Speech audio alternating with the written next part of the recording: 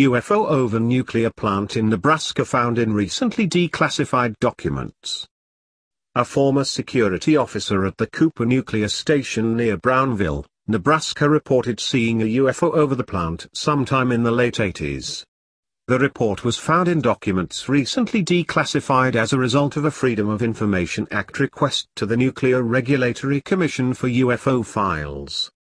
The files were posted today on the website theblackvault.com. The website is a repository for millions of pages of declassified documents. It is ran by John Greenewald, who says he requested the NRC files in late February, and was surprised how quickly they responded. He received the UFO files yesterday. There are 43 pages of documents, although some of those pages are copies, or have very little information on them. The majority of the pages are correspondence dealing with an incident described as, unidentified flying objects violated the protected area at Cooper Nuclear Station. According to the documents, the report was received in June of 2010 by a former security officer. The event actually took place sometime in the late 80s. The report's short description reads, an unidentified flying object violated the protected area at Cooper Nuclear Station between 1986 and 1989, but the event was not reported to the NRC as required. The details section of the report reads, the confidential informant described an event that occurred during his employment as a security officer at Cooper Nuclear Station. He was employed there from 1986 through 1989 and did not remember specifically when during that time the event occurred. While posted at the intake structure one night, he observed an unidentified flying object fly down the Missouri River, about 150 feet in the air, and hover in front of the intake. He observed it for a few moments, and then contacted a fellow security officer, who also observed it. He could not recall the individual's name exactly, but his first name was redacted and his last name was either redacted. After they together observed the UFO, it turned and went back up the river and did not come back that shift. He and the other officer shared their observation with their peers who did not believe them. The next evening he again was posted at the intake and observed the UFO return again. This time he did not call anyone until the UFO had traversed into the protected area and hovered above the protected area just north of the reactor building.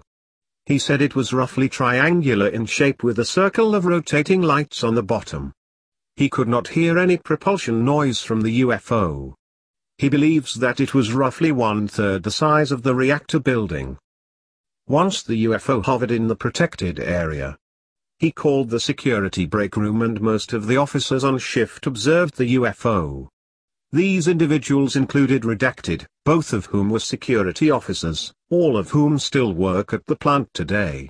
After hovering there for a few minutes, the UFO exited the protected RSIC, and returned back up the river to the north as it had the previous night.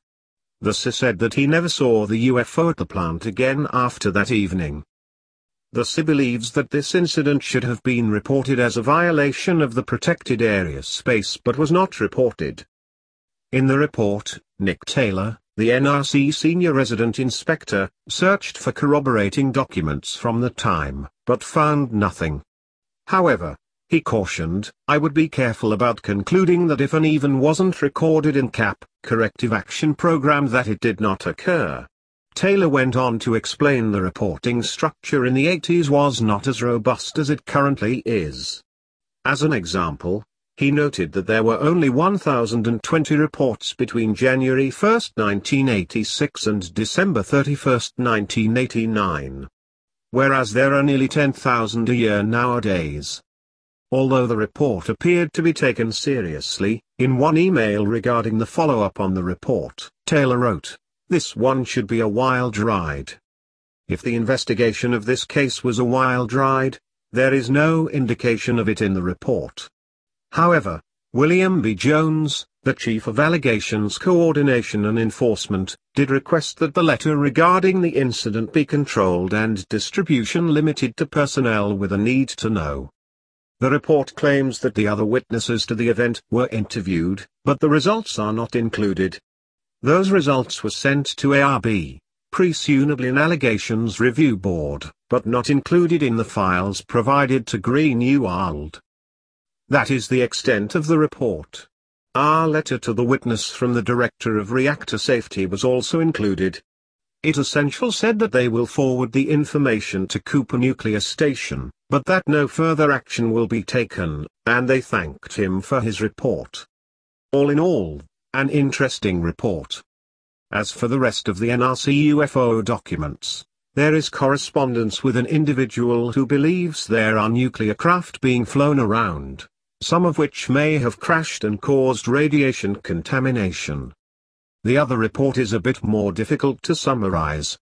The NRC writes, the individual expressed vague concerns about finding low-level radiation within the last year where his daughter, whom he believes is an alien or alien transplant, passed. In addition, the individual believes that travel speed can be increased using the relativity equation with minor modifications. Finally, the individual has observed UFOs. The NRC responded that this was out of their jurisdiction and perhaps the individual should contact the Department of Defense.